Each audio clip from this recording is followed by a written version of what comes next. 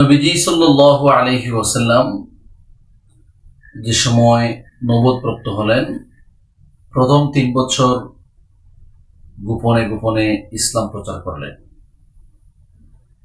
পরে যখন আস্তে আস্তে প্রকাশ্যে ইসলাম প্রচার শুরু করলেন, তখন মক্কার কাফির কুফফার বেঈমানরা নবীজি সাল্লাল্লাহু আলাইহি ওয়াসাল্লাম এবং সাহাবায়ে কেরামদেরকে বিভিন্নভাবে নির্যাতন, নিপীড়ন, অত্যাচার তারা করছিল।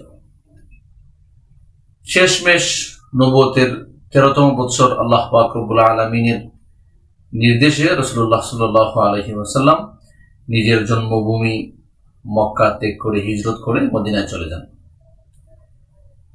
সেখানে যাওয়ার পরেও বিভিন্নভাবে মক্কার কাফির কুফফাররা নবীজি সাল্লাল্লাহু আলাইহি ওয়াসাল্লামদের উপর বা সাহাবায়ে কেরামদের উপর আক্রমণ করার চেষ্টা করেছে। পরিশেষে 8ম হিজরিতে, হিজরতের 8 নম্বর বছর, রাসূলুল্লাহ সাল্লাল্লাহু আলাইহি ওয়াসাল্লাম মক্কা আসলেন, মক্কা বিজয় করলেন।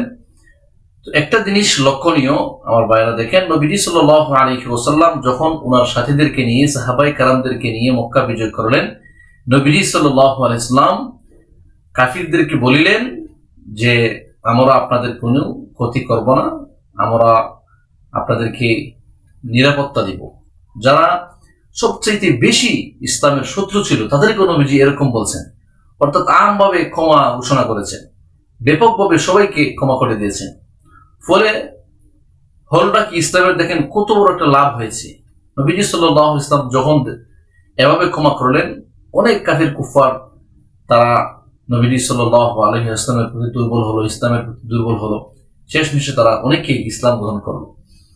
তাহলে জায়গা বিশেষ অনেক সময় শত্রুদেরকে ক্ষমা করা, এটা অনেক বড় মহৎ গুণ। এখান থেকে আমরা কি শিক্ষা পেলাম যে নবীজি সাল্লাল্লাহু আলাইহি ওয়াসাল্লাম মানে এতটুকু অতিষ্ঠিত হয়েছিলেন, এতটুকু অত্যাচারিত হয়েছিলেন, নিজের জন্মভূমি ছেড়ে উনি মদিনায় চলে গিয়েছিলেন, এমন কাফিরদেরকে উনি ক্ষমা করে দিয়েছিলেন। বিধায় ইসলামের লাভ হয়েছে। নবীজি সাল্লাল্লাহু আলাইহি ওয়াসাল্লামের এই ক্ষমা থেকে আমরা শিখলাম যে আমরাও আমাদের শত্রুদেরকে ক্ষমা করতাম।